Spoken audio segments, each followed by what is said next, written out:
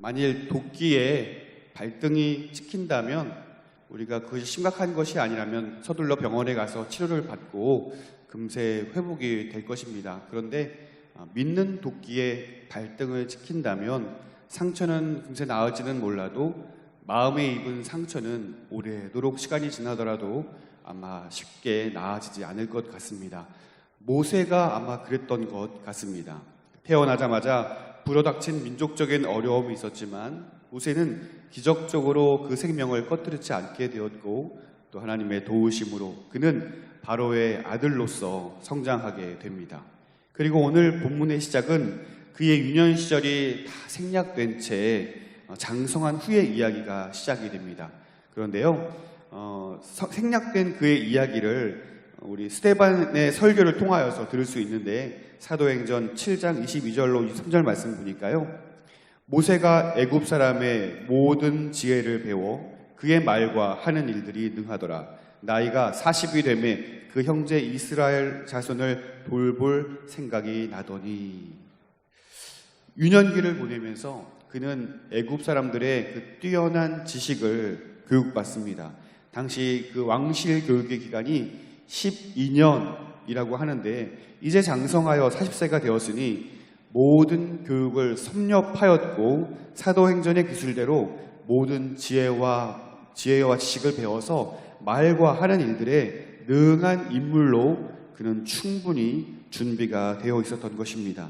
오늘 본문 11절에 모세가 장성한 후에라고 되어 있는데 여기서 장성하였다는 말은요, 단순히 성장하였다라는 말만 의미하는 것이 아니라 위대해지다, 높이 평가되다라는 의미를 가지고 있는 거예요.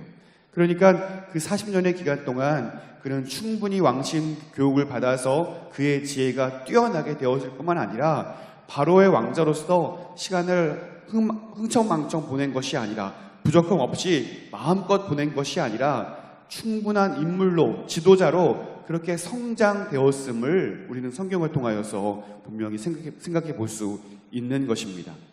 이렇게 준비가 된 모세는 마음속에 생각하기를 사도행전 7장 23절에 그 형제 이스라엘 자손을 돌볼 생각이 나더니 라고 하였습니다. 그는 바로의 왕의 아들로서 부족함 없이 살았지만 마음 한편에는 여전히 동족들을 향한 애잔한 마음을 늘 가지고 있었다는 사실입니다. 11절 말씀 보실까요? 모세가 장성한 후에 한 번은 자기 형제들에게 나가서 그들이 고되게 노동하는 것을 보더니 어떤 애굽 사람이 한 히브리 사람 곧 자기 형제를 치는 것을 본지라. 그는 스스로 애굽 사람들이 그 이스라엘 사람들을 대하여서 비아냥거리며 부르던 호칭이 바로 히브리인이었거든요. 그 히브리인, 그들을 자기 형제로 인식하고 있었다는 거예요. 자기 형제가 노동중에 고난당하고 있을 때에 한 애굽 사람이 자기의 동족을 치는 것을 보자 마음 아픈 그는 참지 못해 달려가서 애굽 사람을 때려 죽입니다. 이 장면을 보면서 아무리 그래도 어떻게 사람을 때려서 죽일 수가 있는가, 모세가 좀 심한 것이 아닌가라고 이야기를 합니다. 그러나 어떤 학자들은요, 성경학자들은요, 이 상황을 보면서 어떻게 해석하냐면 민족적 정당방위다라고 해석하기도 합니다.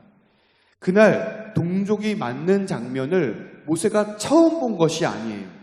40년 동안 그의 동족들이 고난을 당하고 시달리고 매맞는 장면을 늘 지켜보면서 참다 못해 견디다 못해 이날 한 사람의 애굽 사람의 폭행 장면을 보고 그는 그 학대를 그 폭행을 저지하고 있는 것입니다. 왜냐하면 그도 히브리 사람이었기 때문입니다.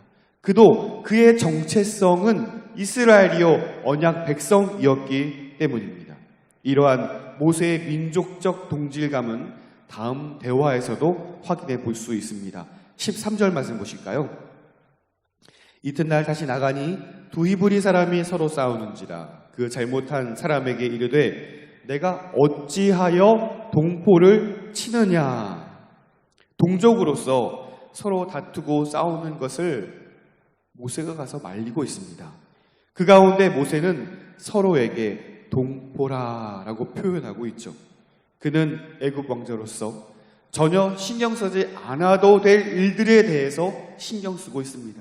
계속 말씀드리지만 그의 민족적 정체성은 이스라엘 하나님의 백성이었기 때문입니다. 장성하여서 준비가 되어서 나름대로 이스라엘을 돌볼 마음이 생겨서 뭔가 도움이 돼보고자 한 거예요. 어제는 한 이스라엘 백성을 구원해내었고 오늘은 서로 싸우는 일들을 말리고 그 문제를 해결하기 위해서 어떻게든 도움이 되고자 하였습니다. 그렇다면 이 같은 동족인 이스라엘 사람들로 하여금 이 모세가 민족의 지도자로서 혹은 도움을 주려는 사람으로서 대접받거나 인정받거나 환영받았어야만 하는데 이들을 향한, 이 모세를 향한 이들의 반응은 어떠했습니까? 14절 말씀 보실까요? 14절에 보시면 그가 이르되 누가 너를 우리를 다스리는 자와 재판관으로 삼았느냐? 내가 애굽 사람을 죽인 것처럼 나도 죽이려냐? 모세가 두려워하여 이르되 일이 탈로 되었도다.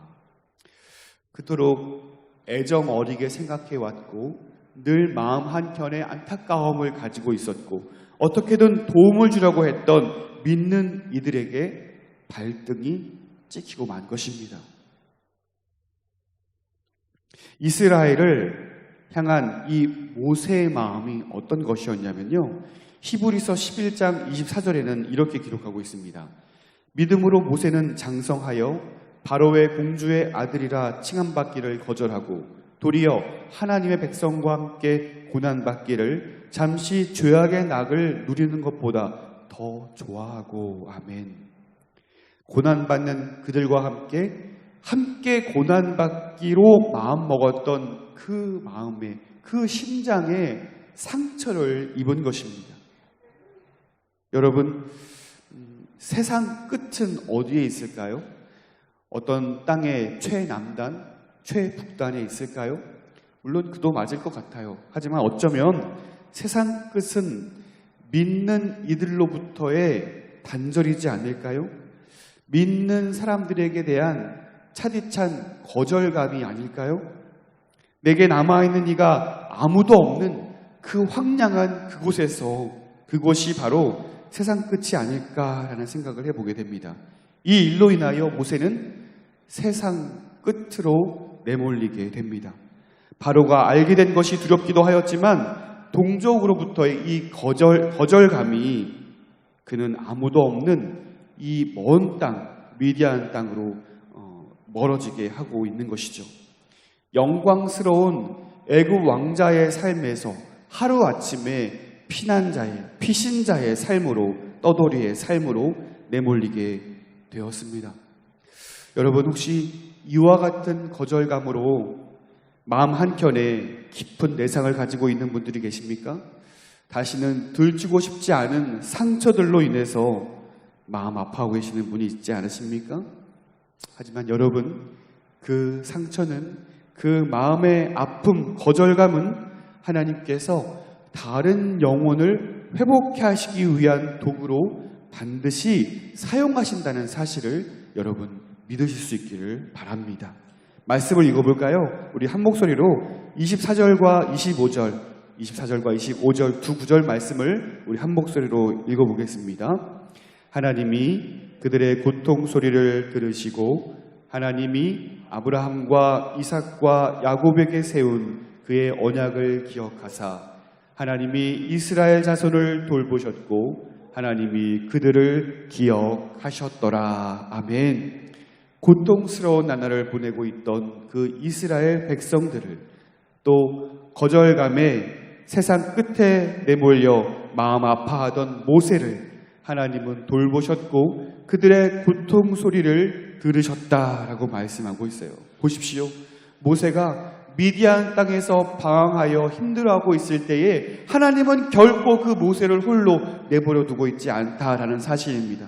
미디안 땅의 제사장이었던 르우엘을 통하여서 그를 거두게 하셨고 심지어는 그의 딸 십보라를 통하여 결혼을 하게 하였고 또 아들까지 낳게 하는 하나님의 돌보심을 모세는 경험하고 있습니다.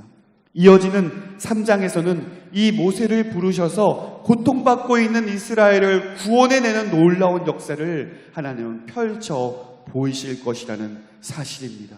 하나님은 그의 백성들을 결코 홀로 내버려두지 아니하시는 분이심을 여러분 믿으시기를 바랍니다. 여러분, 하나님께서 나와 함께 하심을 기억하십시오. 하나님 결코 나를 홀로 내버려두지 아니하시고 나를 돌보시고 나를 붙드시는 분이심을 여러분 믿으시기를 바랍니다. 인생의 차디찬 세상 끝에 있다 할지라도 하나님은 바로 그곳에서 나와 함께 하시고 나를 돌보시고 나를 기억하시는 분이심을 여러분 믿으시기를 바랍니다. 다시 한번 24절과 25절을 보실까요? 하나님은 어떤 분이십니까? 고통 소리를 들으시는 분이십니다. 하나님은 어떤 분이십니까? 언약을 기억하시는 분이십니다. 하나님은 어떤 분이십니까? 하나님은 우리를 돌보시는 분이십니다. 이 돌보다라는 히브리어 단어 라라는 단어는요, 주의를 기울인다, 주목한다라는 의미를 가지고 있어요.